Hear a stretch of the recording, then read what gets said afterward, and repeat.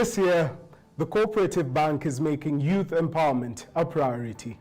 We're here to help Kenyan youth, whether in college, employment, business, or agriculture, realize your dreams by providing the tools and knowledge you need to grow your incomes. This will be through youth forums, a series of free weekly online webinars on Zoom and other social media platforms. It's one thing to grow your incomes, but how do you manage what goes out? Today, we have Anne Onsongo, Consultant Advisory Services, to answer the question on how to build healthy spending habits in today's world. Karibuni. Thank you, Emmanuel, for that great introduction. Building healthy spending habits in today's world. Let us have a convo. Imagine rafiki yako ama beshte yako kutoka majuu amekuja na anasema akona gift.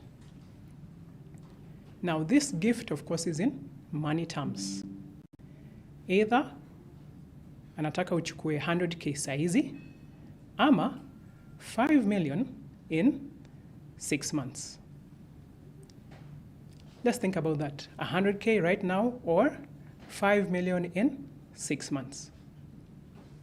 So the option is 2. You pick A, that 100k, or B, the 5 million. Maybe you can share with us in the chat, which one would you pick? A, 100k, or B, 5 million? I'll wait.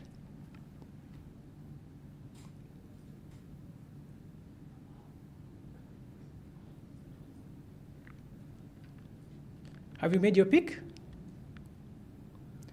The other question that follows that is, what would be the reason why you would pick the 100k or the 5 million? That one I'd like you to write it down. You do not have to share that with us, or you can, right? So the key important aspect is A, the 100 or the 5 million. Come on, will you wait for that?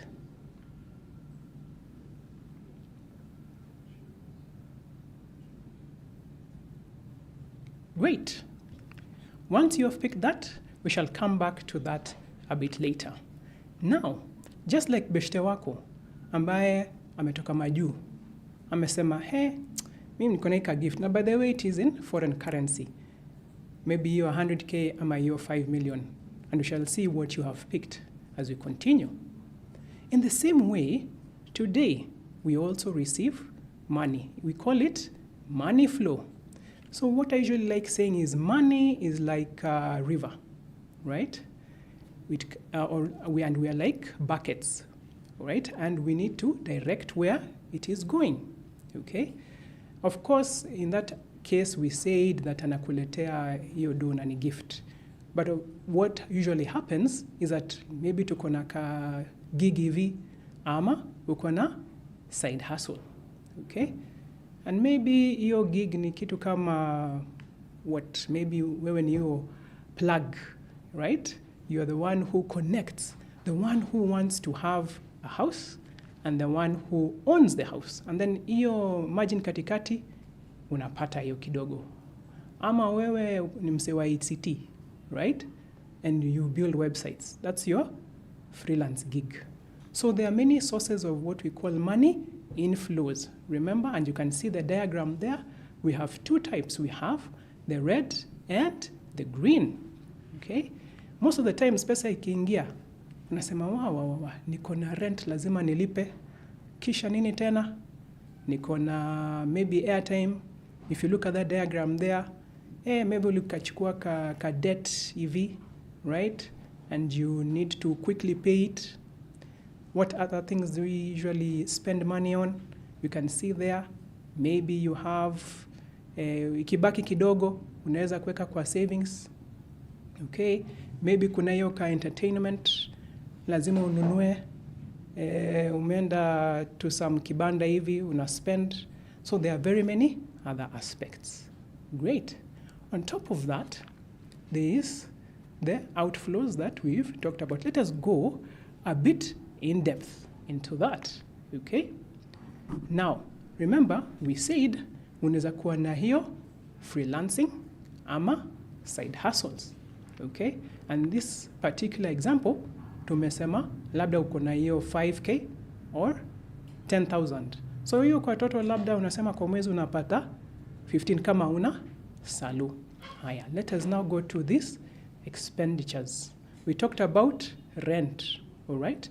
We talked about rent. We talked about maybe entertainment, right? What else do we have there? We have maybe, we cannot miss Netflix or online subscriptions. Maybe unalipa kitu ka sotano hivi, okay? And those if you total, by the way ukifanya madhafu kidogo, utapata labda huyo amespend zaidi, labda ina total kitu kama 18K. Na ukikumbuka hapo awali tulikuwa na 5 na 10K. So unaona kuna katashwishi hivi kidogo. Kuna hiyo income ya 15 kidogo. Kisha kuna hiyo expenditure. Ukitotal inakuja almost 18,000 hivi. What does that mean? Yeah.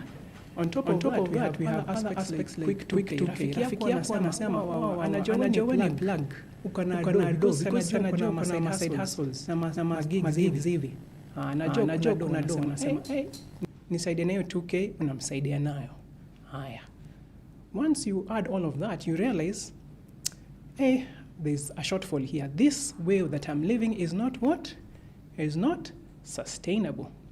However, we have to look at what we call the reasons that we spend so that we can move from how we are spending now to how we'd like to spend and build healthy spending habits. Unakumbuka kulikuwa na hiyo red flow, yeah? Na hiyo green. So we want to move from red to green. Great. So the first thing we need to find out is of have that what we call self-awareness. Haya. Tuseme sasa, remember kwa hizo expenses, wakati unataka kucheka kuna hiyo chakula. Na food ni muhimu by the way. Unataka umetoka job, umefanya hizo side hustles, unataka kupika ugali na mayai. Au ukifika home unapata wa mayai imeisha. So you decide, let me go to the nearest shop. And of course, maybe that time, remember we shall spend yo yote. So you must even go on credit. So of course, utaenda kwa ile ambao unamjua. So the question we want to ask ourselves, why is it that unataka kwenda kwa shop A na si shop B? Ama hata kama ni supermarket, tunakwenda kwa supermarket A na si supermarket B. There's a particular reason. In fact, scientists to show kuna reasons tano hivi. Yeah. One of them is what we are calling functional value. So for example, ukitaka kwenda from point A to point B. Yes. Point A to point B. Unaweza kuchukua Uber, unaweza kuchukua Mat, ama kuchukua Why? You look at the functional value. Unasema boda iko cheap kidogo. So you say in reliable. What size time sina. So of course the previous example we talked about the shop. And now we're about the Uber. So one of the reasons the scientists say is we buy because of functional. Haya. Another one is social. Haya. Kuna hizo squads unasema remember hizo plans. Wow. All right. Then hizo plans unasema those are my friends cannot be found missing out. Kuna hizo weekend plans. Unaenda huko. Haya. Those are what we call the values. Right? The values. That is social value. Okay. Is also there's a time wakati unaenda kwa certain kibanda ama kibandiski, and I'm sure even you have that picture in mind where it is. Yeah. The reason you pick kibandiski A na CB is probably because of vile hiyo food inakumbusha juu ya labda vile mama alikuwa anapika hiyo mayai ama vile alikuwa anapika hiyo kanyama kumbusha juu ya high school. Yeah. So it is called the emotional value. Wengine wanasema ati nostalgia kumbusha juu ya hizo tunasema tene sometime back. Isn't it one of the reasons? So if you talk about functional, unasema bei ya hii ya Uber ama boda, ama labda hii boda ni faster, that's the reason why you pick a boda. Plus also it is price sensitive, you're price sensitive, it works within your budget. Great. Another reason, a big word here, wanaita epistemic. Okay? It's an epistemic value. Okay? Now, epistemic is just a big word. That big word is just to say you want to do something that is unique.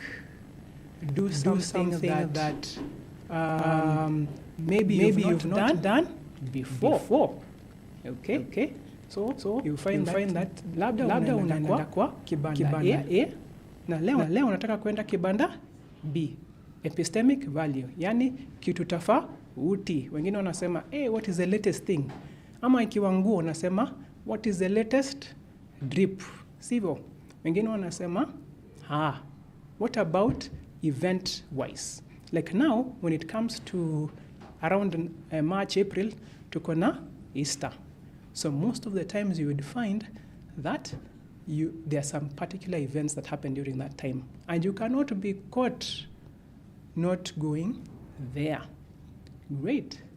So this is one of the things it's good to look at the various aspects or facets, of going there. Remember hapo, kwa hiyo shopkeeper, si ndio? Ulisema kuna hiyo A na kuna hiyo B. And of course we also had our questions before, right? We had our questions before which we asked, and kindly continue answering those questions, right? So that we can see and have continuous engagement from you. The question was 100K or 5 million, okay? 100K or 5 million in 6 months. So the 100K was now and the 5 million was in 6 months. Fantastic. So we have gone through the reasons why you would consider buying maybe at a certain place or buying at a certain time or going for certain events. Yes? So those are various aspects that one would look at, and it is good so that we call it being self-aware. Yeah? Kujua kwa nini nanunua hiki wala si kwingine, ama hapa ama wakati huu na si wakati mwingine. Great. Asante sana. We have actually an answer to that question from Zoom, from Okoth Walter. He's saying, atachukua 5 million. Fantastic. Thank you for that answer. You're saying that you shall wait for those 6 months. Mwingine, Dadias Manoti, anasema 100K saizi, pesa taslim, sitaki kungojea. Very good. Thank you very much for that answer. We also have Dennis Mulili from YouTube. He's saying 5 million. Wow. I can see we have quite a number of people who are willing to wait for 6 months. Hautaki hiyo pesa saizi, lakini pia hiyo ni shwari. Haya, we have Agnes Wangari from Zoom. Anasema atachukua 5 million. 5 million baada ya miezi misita. Tukuna wengi sana wanasema watachukua hiyo 5 million. Mwingine hapa Rodrick Ochieng. Haya, 5 million pesa taslim, utasubiri miezi 6. Naona wengi wetu tuko na ile hali ya kusubiri. Asanteni sana kwa majibu yenu. Unasema kwamba mtasubiri.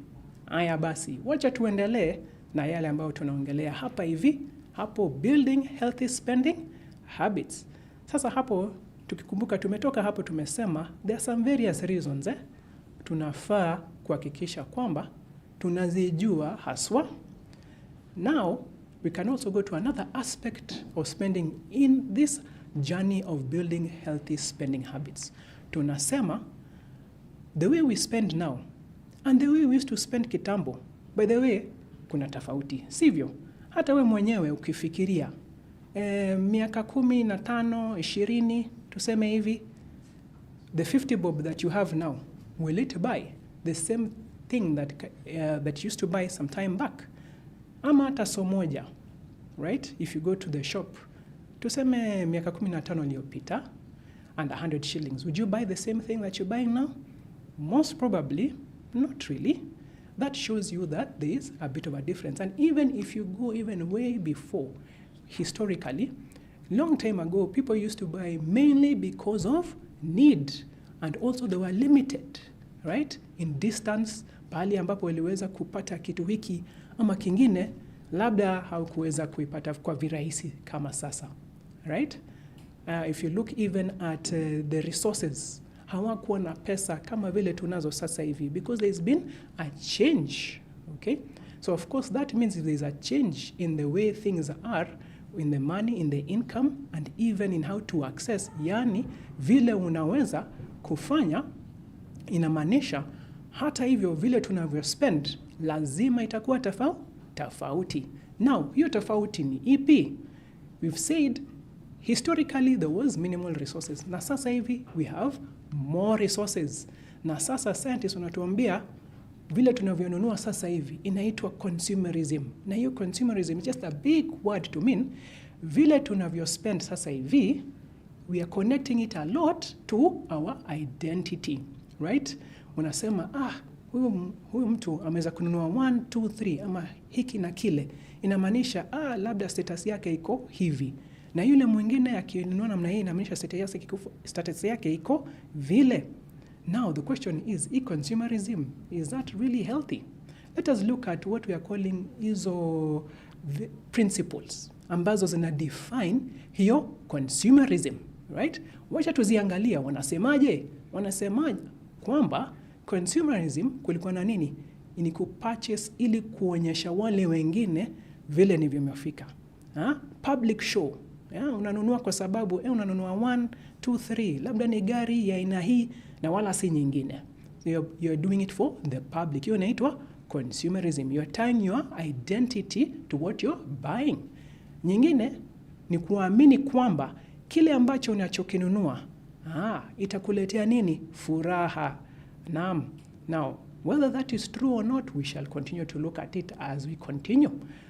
Wanasema kwamba consumerism is the idea that having more is equal to being fulfilled, right? One of the principles. Yani wanasema hizo ndio basic tenets. Nyingine, na yeye I'm sure shawaisikia, inaitwa FOMO, fear of missing out.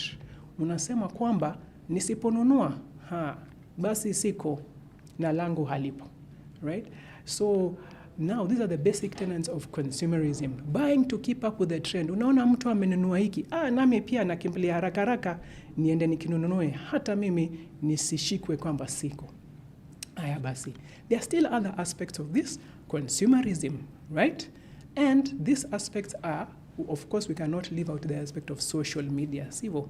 Social media. Hata sasa hivi wakati tunaongelea sasa hivi tumetumia nini? Social media. Sivyo? Now, there are some very good things and bad things about it that are influencing how we spend. Wacha tuziangalia kidogo tu. Kuna kitu tunaita peer pressure. Peer pressure. Sasa hiyo inamaanisha nini? Peer pressure, sasa tuseme saizi tuko labda YouTube, ama unatuangalia kutoka TikTok, ama unatuangalia kutoka Instagram, na tuendelee tujibu hayo maswali ambayo tuliuliza hapo awali tafadhali, so that we can continue to engage.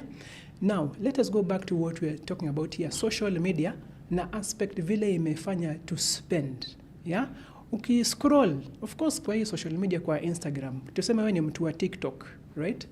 Ukiona vile wengine wanavyofanya, hata unasema mimi pia nahisi kufanya hivyo, sivyo?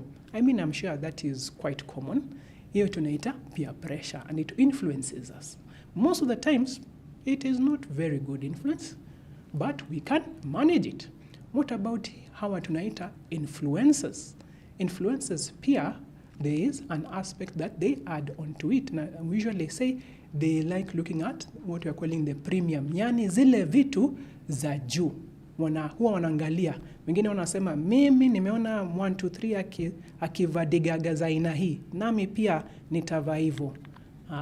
Those are one of the ways we get influenced, okay? But we can also not leave out the technology itself. In social tuko na ile hali ya watu, lakini tuko na hiyo teknolojia haswa ambayo ipo hapo ndani. I don't know kama wewe ushawayaona. Tuseme unataka kununua kicks ama viatu, especially for those who like sports. Unataka kununua viatu vya aina za Adidas ama Nike, then you say, hiyo maybe sitanunua sasa hivi, lakini wacha nione what is there, what is available. So you search, isn't it? Adidas, Nike, but you don't buy. The next moment unatumiwa hizo, zinaitwa algorithms, right? The algorithms uses your data to hakikisha kwamba it throws or recommends to you the things that you have looked at. Sasa inaitwa algorithms. So you'll find that even your spending is actually being influenced by, is it kiteknolojia, the mathematics behind it, or the algorithms behind it. Okay? So of course it looks at ukilike, ukiview, ama ukireview, it always gives you those recommendations, as well as throwing you what we call some aspects of saying, sasa limited stock, nunua sasa hivi. So that it encourages what we call impulse buying. So it is very important that we are aware about these things. Now, tulisema kwamba there are positive na pia negative sort of effects on social media. Tumeona sana, maybe tunaweza kuziita negative. Now let us go to what we call about positive effects, ambazo they influence still our purchasing ability. Okay? Still on building healthy spending habits. Haya basi, hapo tunasema eco spending. Yeah? Now, most of the times, or sometimes, you might find that there are some companies that say, we care for the planet in as much as we care on profit. What does that mean? Wanasema, tunaangalia environment, hata kama ndio tunatengeneza pesa, lakini tunajali nini? Maslahi ya environment. Na unaona, wakiandika hivyo, wengine wanasema, bas, wacha ninunue kutoka company A kwa sababu wanajali maslahi ya environment. Haya. Wengine wanasema, kuna hii kitu kwa especially kwa hashtags na wakati wa kutrend. Kuna watu wana post, and I think I saw even something inasema living on $1 a day. Living on $1 a day challenge. I think it even trended about 1 million. Now that is still good. It encourages what we call frugality. Yani matumizi ya mapesa ambayo ni ya dunia ama ya chini. So that really is a good aspect in terms of social media affecting our spending habits. Now, tumeongelea history ya spending. Sasa tumeongelea nini? Consumerism. But there's also the future. How does this future look like? And by the way, we are probably already in it. Now, I'm sure you've heard of this word, AI, right? Artificial intelligence. Sasa hiyo artificial intelligence inafanya nini? There's a way it influences as well the spending, and we are saying going forward it will be doing what you're calling predictive analysis ama kubudget. Hallelujah. Sasa hapa tunasema kwamba hii budgeting na hii AI inatusaidia kwa mambo kama hayo. Tunashindwa, wow, that is very interesting. It encourages us and it makes it much easier for us. Okay, what are the other aspects in terms of AI? It helps in what? Investing. I don't know kama Mike kuingia hapo kwa Year Up, isn't it? Ukiingia kwa hiyo Year Up, there are some places ambapo ukitaka kuweka investment inakupa nini? Dashboards. Ama there's another aspect there that we have in terms of biometrics. I don't know if you log in, kama wahi kutumia your finger, isn't it?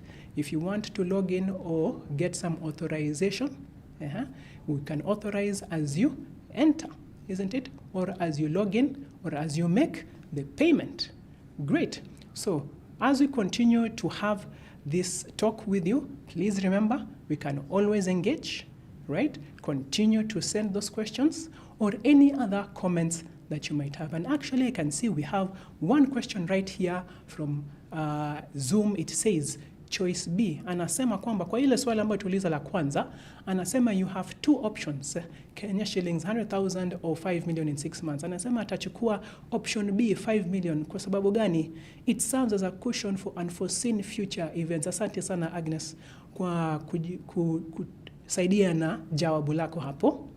Again, we shall continue to say, please send in those questions and send in those comments so that we can continue to engage and hear what exactly it is that you have in mind. Haya, hapo basi tumesema ama anasema Batrudin Ibrahim, I hope I have said that correctly, kutoka Zoom, anasema choice A, I cannot make 5 million out of 100k in 1 year, leave alone 5 months. Kwa hivyo unasema unataka kuchukua 100k, hawezi pata 5 million. Haya, mwingine hapa anasema Dadias Manoti kutoka Zoom, anasema choice A, na reason lake ambayo tutaongelea hapo baadaye kidogo, lakini wacha tuisome. Anasema my reason, I don't have enough to know how I would use this 5 million. I want to grow gradually. Kwa hivyo anasema atachukua ile la kwanza ili aweze kukuza polepole. Very interesting. Asante sana. Haya, tunasema Rebecca Ntoki kutoka Zoom anasema choice A, yani atachukua Kenya shillings 100. Okay, Kenya shillings choice A ilikuwa 100k, lakini yeye amesema 5M. Kwa hivyo hiyo ni choice B nadhani. Unasema 5M is a lot and difficult. Okay, 5M is a lot and difficult, I beg your pardon. So it is choice A 100k kwa sababu 5M ni nyingi na it is difficult when there are no strong inflows. Interesting. Thank you Rebecca Ntoki kutoka Zoom. Asante sana. All right, asante sana. So we shall now continue with our discussion. We said there's a future of spending, and let us quickly see what are the other aspects of this future spending, right? We have the subscription aspect as well as the digital. Na I'm sure umewahi kusikia kitu inaitwa Bitcoin. Naam.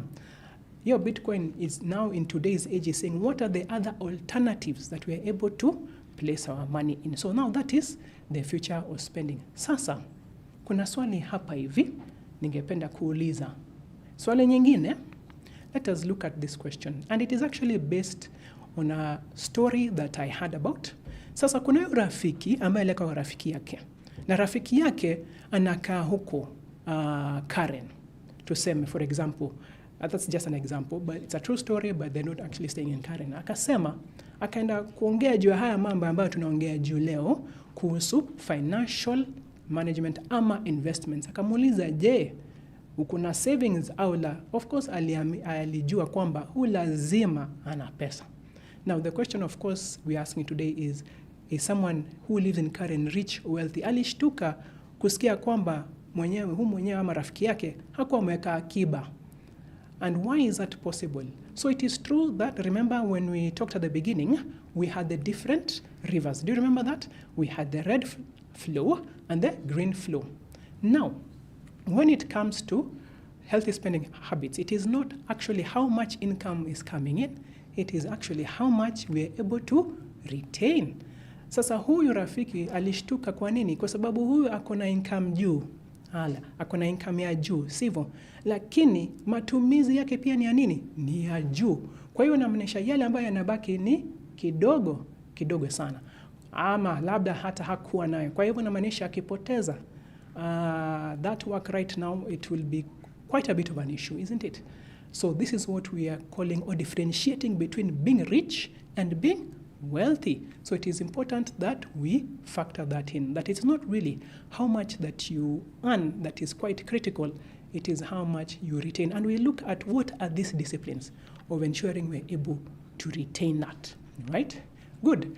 Please, as we continue to engage, remember, send in your questions, any comments that you have, and our team is ready and looking forward to hearing what it is that you had to say. Now, this rich and wealthy, right? Remember we said we are going to look at what are those principles that are critical kuhakikisha ya kwamba tuko na hiyo healthy spending habits, okay? Now, wealth, as we mentioned, is not just about money. It actually goes beyond. And we have to look at what is it that will enable us tuhakikisha kwamba hiyo wealth tuko nayo haswa. Now, one of the critical things is what we are calling value-centered stewardship. Value-centered stewardship. In other words, ukiamka ama ukilala tu sasa hivi, mtu akikuamsha ghafla bin vu, nakumbuka katika insha tulikuwa tunaandika ghafla bin vu. Haya, wakati ushalala ukiamshwa sasa hivi, mtu akikuuliza what is it haswa that you believe in? What is it haswa that you believe in? Utaweza kumjibu hapo hapo. Haya. And as we continue, remember, we are just reminding you once again, please remember to send in your questions and your comments on our various social media platforms. We are looking forward to hearing what it is you have to say and any questions or clarifications that you have. Naam, sasa turudi hapo kwa what you are calling value set and stewardship in building healthy spending habits. Aya basi, hapo tulikuwa tumesema ukilala tu sasa hivi na ukiamshwa utaweza kusema ni nini ambayo unaamini katika roho yako. Let me give an example of myself maybe. I believe in honesty. I believe in transparency. So I write that down. Unachukua kitabu, and by the way we call this building a vision board. Building a vision board. And vision board si lazima ikuwe maybe an actual board. It's just a terminology kumaanisha kwamba unaandika chini. Aya basi, you write down, I believe in 1, I believe in 2, I believe in 3. Good. Wakati ushaandika hivyo, after that unafuatiliza na lengo lako, yani your goals. And if you remember, in one of our sessions before, I believe it was Sam who had mentioned, there are 3 different types of timelines that we can look at. That is short term, medium term, and long term. Haya, short term tulisema ama lengo la muda wa msafara mfupi ni miezi ya 12 kuelekea chini. Haya basi unaandika unasema in the first 12 months ningependa kufanya 1, 2, 3. Sasa hapo juu tumeandika values, yale ambayo mimi haswa naamini. Haya, hapo chini unafuatiliza na kusema katika muda wa 12 months and below nitafanya 1, 2, 3. Katika muda wa 2 to 5 years nitafanya hivi. Na beyond 5 years nitafanya kile. And by the way, it does not have to be perfect. Hata kama ukiandika moja out of all the 3 bado ni sawa. Kitu cha muhimu ni kwamba ukiandike chini. Aha. Wakati ushaandika, now we go to your spending. Unasema now this spending ambayo nafanya sasa hivi, still in that building spending, healthy spending habits, does it align? Yani yale ambayo nafanya, does it go na lengo langu la short term, medium ama long term? And hiyo inaambatana and my core beliefs. So that is a question that you have to keep asking yourself. We call it kujiita mkutano. Aya basi, what does it take to ensure that we do that? First, we have to do what we are calling categorization. And the Year App is quite fantastic in doing that. Kila wakati unapolipa, we call it ita hilo pesa jina. Give it a name. Kama ni rent, andika hili ni rent kwa mwezi huu na wakati mwingine. Now, once you have tracked that, remember I think we had also mentioned it much before, you have tracked each spending. Okay? Rent kuna hiyo. Tumesema hata pali ambapo unapokaa. Because after a few years, maybe you might not remember, that is where you are staying, but you want to refer back to see how that is. Very important. Put as many details as possible. Higher. What else do we have there? Okay. What else do we have? We have food and groceries. Chakula ni cha muhimu. Lazima uandike. Unaenda kwa kibanda A ama ukienda kununua 1, 2, 3. Andika nimenunua hiki kutoka hapa. Unaandika sasa hiyo amount kila wakati unapolipa. Na tukiendelea, tafadhali kumbuka tunataka kukusikiza wewe haswa. Swali lako ni ipi? Comments zako ni zipi? You continue making the comments so that we can engage on our social platforms. We'd like to hear from you, and our team is willing and ready to hear from you. Asanteni sana. Now let us go back to categorization even as we continue to engage. Tumesema wakati wa rent unaandika, ama wakati wa malipo unaandika, wakati wa transport, wakati wa any other expense unaziandika. Wakati ushamaliza kuziandika, sasa we bunch them up together. Yani tunaziweka pamoja, tunazikusanya. We categorize them. In one category unasema hiki ni inakaa katika what we call utilities. That is malipo ya maji, malipo ya electricity, inabaki katika bucket ya utilities. Now it is very important that we always do that. Why? Because once we put them in categories, we now then ask ourselves, do we want to minimize? Yani, tunataka reduce hii. Remember hapo awali, tumesema tumeandika nini? Vision board, tunaanza na our value system. Okay? Now, that value system tumeandika nini tena? Tumeandika lengo letu. Lengo ambalo ni la muda mfupi, muda wakati na muda ujao. Isn't it? Now, wakati usha categorize hivyo, unasema sasa umesha track ni mwisho wa mwezi umesha categorize. Haya basi, unaketi chini. Wewe mwenyewe tu unajita ile mkutano tulikuwa tumesema hapo awali. Halafu unasema this expenditure, hii category inanisaidia kuongeza kwa lengo langu haswa au la. And every time you are doing that, it's a continuous exercise. Na by the way, ukiminimize, do not deprive yourself. Useme, nita reduce by what we call going cold turkey. Pap, no. Enda tu, pole tu, muda, nasema slowly by slowly. Yeah?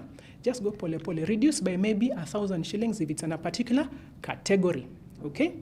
Now, once you have looked at your expenses, to categorize. We also look at our incomes. Yani, you said money is like a river. Yale ambayo yanaingia. Ukikumbuka kwa geography, tulikuwa tumesema tributaries and distributaries. And of course, that is within a place where you have a lake, isn't it? Something like a water body. Navyo hivyo, sisi ni kama hiyo container. Pesa ikiingia kuna maji yanaingia, sivyo? Kisha, sisi wenyewe tunafaa kuelekeza pale ambapo tunataka ziende. Alright? So, hiyo tunaita ku-minimize sasa. Ushaka na you've talked to yourself, you've had that meeting, you have minimized your expenses. We also have to look at our incomes. In our incomes, we are saying, hizo pesa, kuna vile ambazo naweza kueneza, right? How can we grow that income? Kumbuka hapo awali tulikuwa tumesema, labda unafanya hiyo kagigi hivi, ama kuna hiyo side hustle. Maybe unafanya tu website moja. Je, unajiuliza, can I do two? Yeah, that is what we call maximizing incomes. Haya. So we have categorized, hiyo tumeka katika vikundi. Haya, we have minimized, wakati tusha track. Of course, hapo tulikuwa tuna track, what we call giving each money a name. Wakati wa kutrack, umeshaka chini, umeka category, unaipa jina. Now, there's some money that you have increased. Let's say now you have gone to month 2. Na sasa umeongezeka. That money, we take it to what you call building your investment base. Isn't it? Maybe sasa hivi hatuna, but it's important that we have that self-awareness so that we compare it to our goals. Okay? And it is important that we are conservative about that approach. In other words, wakati unataka kuwa na akiba, unaenda pole na unaweka pole kwa muda ambao ni wewe unaweza track na kuhakikisha kwamba it is in alignment with your goals. Good. Sasa tusha categorize, tusha minimize, tusha maximize, and we now have realized something. Si tulianza na hapo value systems. We said our goals and our values are the ones that direct us. So that means what? The money is only a tool. Money is only a tool to direct us to our goals. And now we have actually shifted, without even realizing, we have shifted from looking at money as an end goal. Yani kutazamia pesa, tunatazamia nini sasa? Goal, na kutumia pesa kama njia ya kufikisha hiyo goal. Now that is what we call building healthy spending habits. It's quite critical that we do that. So we are saying we are anchoring our worth and our worth on our values and not on the money, because that's what consumerism is, and we are breaking away from that. And remember, it is a journey and it is a process. And we said 1,000 steps do what? Start with just one. And that one step, very critical. Tuendelee ku build on that. Fantastic. Now, I have a question. I'm sure ushawaisikia hili jina Nelson Mandela. What comes to your mind ukisikia hilo jina? Just a thought. I want us to think about that. Kidogo tu. Aya basi. For me, when I think of Nelson Mandela, I think of Ubuntu. Sijui kama kusikia hiyo Ubuntu. Ubuntu means he had that belief system that South Africa, of course, they have many races, and they had many and now they still have many, of course, various types, believes that we can all live together in unity. And what does that have to do with healthy money spending habits? You see, you have to sit down and say, if I am, when I reach 80 plus, na najua labda ni ngumu hata kufikiria hivyo, lakini ni muhimu. 80 plus na 90 plus. Nikifika hapo, will I be happy with the spending habits that I have done? And not just me, but even for the future. Because once you think that way, and by the way, one of the principles of dollar millionaires is they spend looking at their future. That way, you will build what we call a legacy. And that is critical because that is what will direct us to ensuring our spending habits are healthy and contribute even to a purpose. Actually, we say, make sure you have a purpose outside of work. In other words, kuwa na kitu haswa, wewe mwenyewe unapenda kukifanya, ukiwa na pesa zote, ukiwa ulikuwa na pesa zote, unahakikisha kwamba uko na kitu ambacho unaweza kukifanya. Naam, na tukiendelea kuongea, tunasema tafadhali, tume your comments to us. Any questions, any clarifications, we are willing and ready to listen and hear from you on all our social media platforms. Fantastic. Now, remember we had a question that we had asked hapo. Tulikuwa tumesema utachukua hiyo A, 100K, ama B. And of course, we've had quite a number of you already giving us even your answers. Right, fantastic. We have an answer here from Alex Mbidhuka. Anasema, okay, there are various comments here I can see. What our view on fashion management. So let me go back to this particular question. There's a particular question we had asked you on the 100K and the 5 million. The second question part was why you would like to pick it, right? Why you would like to pick it. Any on that? Any question that you have on that? Just think about it. Remember we had the 100K and the 5 million, right? And we're asking, why is it that you would pick that, right? You can see the slides is right there before you. Why is it that you would pick that? And of course, we have discussed it. And why is this important? Kumbuka, hapo awali tulikuwa tumesema kwamba there are various reasons why you would pick A or B. Remember the values? Yes. Good. So it is important that we always answer that question. Kuhakikisha kwamba we are aligned to our goals. Fantastic. Again, we are willing and ready to hear any questions and answers that you have from you, please, on our social media platforms. Now, we have talked about Nelson Mandela, and this is one of his quotes. Alikuwa amesema, for to be free is not merely to cast off one's chains, but to live in a way that respects and enhances the freedom of others. What does that mean? Basically saying, wakati unapofanya kitu, wakati na sasa ni spending habits, think about others. When you think about others, you find you have already even taken care of yourself, right? And of course, there is this particular question that we always get. Mimi sasa nataka kuwa millionaire. What is the fastest way of reaching there?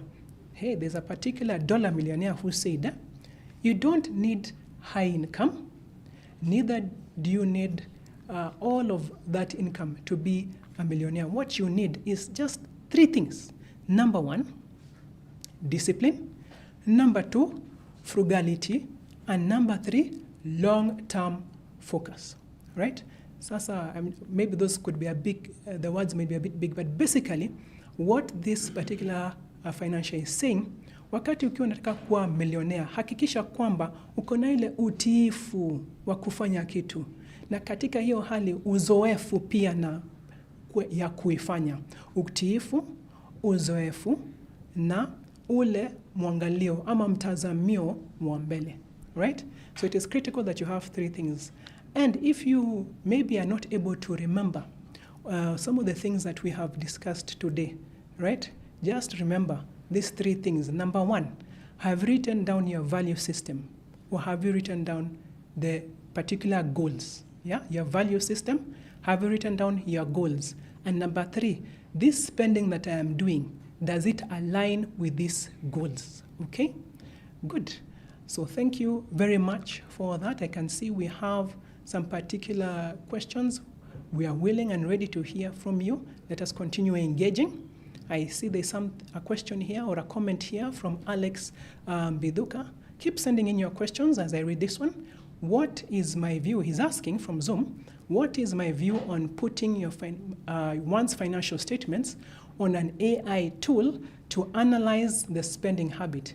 Is it safe? Okay, so this is, I would call it a two-part question. The first one, they're saying, what is my view on using AI as an enabler? I would say it is good because technology is a tool to help you do what? To make it easy for you to achieve your goal. Remember we talked about what? Goals and value systems. So using a tool to help you achieve your goal is good, as long as you already have your goals down. The second question is it safe? That's a critical component of that. Of course, as we know, everything has a risk and a benefit. So the question is how are you approaching this particular tool? Where are you getting it from, right? Because of course these tools are found in a particular location, isn't it? So it is critical that you know and are aware on where it is coming from, because the developer of the tool has already put those particular things in place. So is it good? Yes, as long as you have your goals in mind. Is it safe? Please make sure you do your background homework. Haya, kuna swali hapa unasema kutoka Ruben Oparanya wa Zoom. Anasema, how do I know if my spending is unhealthy? Fantastic question, because this goes back to our recap, ama the discussion tumekuwa nao tu sasa hivi. We had, remember the 3 things that we should not forget, just in case maybe we have a lot of things we've talked about today. These 3, the top 3 things we should remember. Number 1, have you written down your value system? Have you written down your value system? Number 2, nimeandika lengo langu. Hiyo lengo inaweza kuwa hata tu ya mwaka moja tu.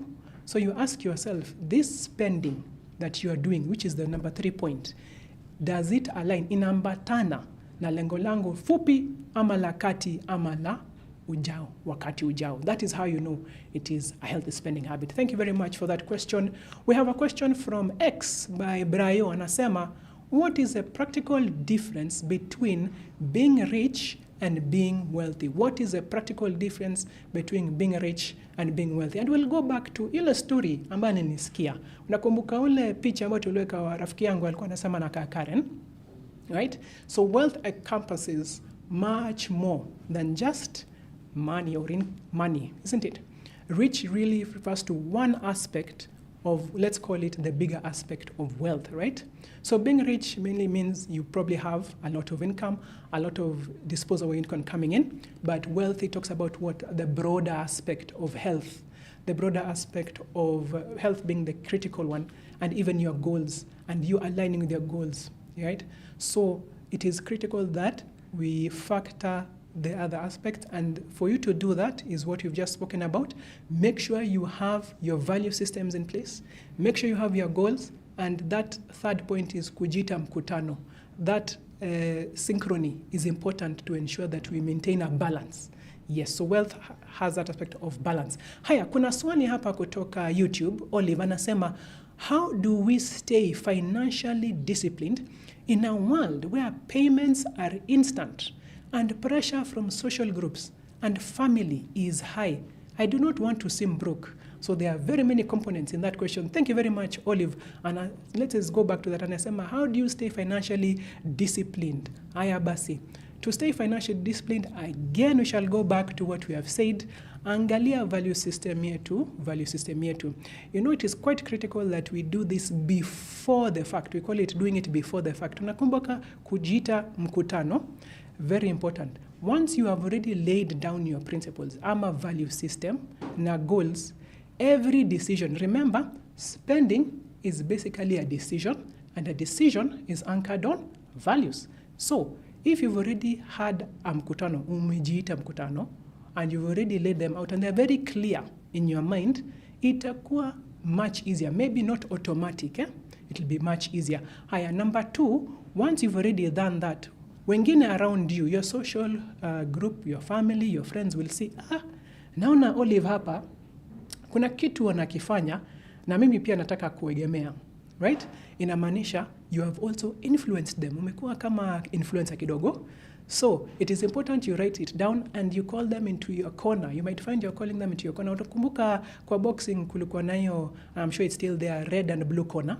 So once you have done that and they can see some positive effect in your life, they will now start saying, hata mimi nataka kufanya kama wewe. So that means you'll be calling them to your corner. And now that pressure from family, itaanza kupungua kidogo kidogo until now you are sort of aligned. Remember, continue to send your questions. Any comments that you have, we are ready and willing to hear from all our social media platforms from you. Okay, kuna swali hapo kutoka Social Bad wa X anasema, is legacy only about money or can it include other things? Asante sana.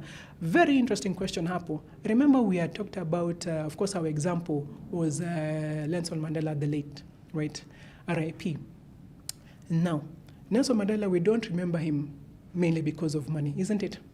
We remember him because of the goals and the values he espoused. In other words, yale ambayo alikuwa anaamini na alikaa hapo ilikuwa nafikiri ilikuwa naitwa Robben Island, sivyo? He was imprisoned there for 18 years and then there was another number of years imprisoned somewhere else. So he was imprisoned for about, I think it was 27 years if I'm not wrong. So he was willing to give his life up for something he believed in. So legacy is not just about money. And remember what we said, because you have a value-based principle of stewardship, yani unaangalia value system yako, inamaanisha pesa ni njia tu ya mojawapo ya kufika hiyo value system. Haya basi, tuko na swali hapa kutoka Happy Rainbow. Ili la mwisho tafadhali, sijui kama naweza kuipreserve, ni reserve. Utaniambia hapo. YouTube anasema, how can someone build healthy spending habits when their income is very small and basic needs already takes most of the money? That is true, actually. Now, the beauty about this is that healthy spending habits doesn't look at the amount. It is a principle-based approach. In other words, unaangalia ile hali ya utendaji, right? Yale ambayo unafanya. It doesn't matter. And in fact, the point is what you call building that nerve or hiyo muscle ya kuhakikisha kwamba unaweka pesa vilivyo kulingana si tu na mahitaji, lakini pia nini? Pia your values that you espouse. You can start from as small as you may have or as big as you might consider to be having, because we are focusing on principles and values. Thank you very much for that question. Kuna lingine hapo. What is the biggest mistake people make when trying to control their spending, and how can they correct it early? Yes, the biggest mistake is not having something written down. Kwa wale ambao wanaamini kwa the Bible, actually that's one of the components and examples I had placed there. If you are Christian, of course you base your values on the Bible. The biggest mistake is not having written down. You know, there's a place that says write it down and make it plain, isn't it? So the biggest mistake is not writing it down, because when you write it down, the chances that you will meet it is much higher than if you do not. Okay, so make sure that you always write it down, and then the rest will easily follow through in terms of your goals and ensuring you always have your mkutano. Alright, tuko na swali hapa. What is the minimum use or minimum age for using the Year app, and what interest do you offer on either savings choices? So I think the question they're asking is twofold. We have here the minimum age for Year and the interest that we offer on our savings. So let me start with the first one. When it comes to Year, of course, that is targeted at the youth, and so youth is 18 to 35, isn't it? So then the minimum would be 18, right? And the beauty is that it is what we call digital native. So in other words, you don't have to go to the branch. Una download hapo tu, una download, unaweka pesa hapo ndani. Minimum amount ni 500 bob. Savings depends on the component that you're doing. Of course, one of the key ones that right now as COP we have is the Jumbo Junior that you know about, and that one is 6%. But please feel free to visit our branches who will give you much more detail and a personalized approach to what you're doing. Haya, kuna swali hapo kutoka Deno MC Osunga Nyobohuna, I hope I've said that correctly, wa Facebook anasema kuna account cooperative bank, ukiweka pesa inazaa kama ni kweli ni hao. Yes, inazaa labda si maradufu lakini inazaa. Right? So just like the question that has been asked before, what is the interest income? Isn't it? It depends. Kuna ile ya Jambo Junior, for example, kuna percentage hapo. Tafadhali visit our branches, we are ready and willing to help and give you a personalized service. Haya, kuna swali hapo kutoka Purity Mukai wa Zoom. Anasema, for the long term focus, where exactly do we focus on? Haya basi, that is a very personal question. Remember, we have the 3 aspects, muda wa 12, the miezi 12, the 2 to 5 and the 5. But of course, the large one is, there's the different aspects of lifestyle. So it also depends on where exactly you are and what you want to achieve. Most of the times, the long-term goals will be what we call capital expenditure based, right? Things to do with, and also increasing your capacity. Yani vitu kufanya na masomo, ama kuna vitu ambavyo unataka kuzipata, na labda kuzipata unachukua nini? Unachukua muda. That is one of the things that you're putting there. But remember that you can visit our branches. Again, we also have Cop Trust. We also do investments and personal financial advisory services on the same. And please remember to continue sending more questions so that we can then answer you personally on the same. Great. Now, this is probably the last question that we will take for now. It is Life with Anne is asking from X, what are the practical steps to align spending with long-term goals? What are the practical steps to aligning spending with long-term goals? Okay, so we shall go back to what we had mentioned. The first practical thing is tracking your spending. First of all, that is short-term, okay? We first have to look at the short-term. Have you already done that? Are we aware about that? Now, once we are aware, that will help us to project forward, because you have to start from a place that you know, isn't it? Right? So once you already know where you are, what you are earning, and of course, hapo awali tulikuwa tumeandika nini? Tulikuwa tumeandika values, tulikuwa tumeandika pia lengo, right?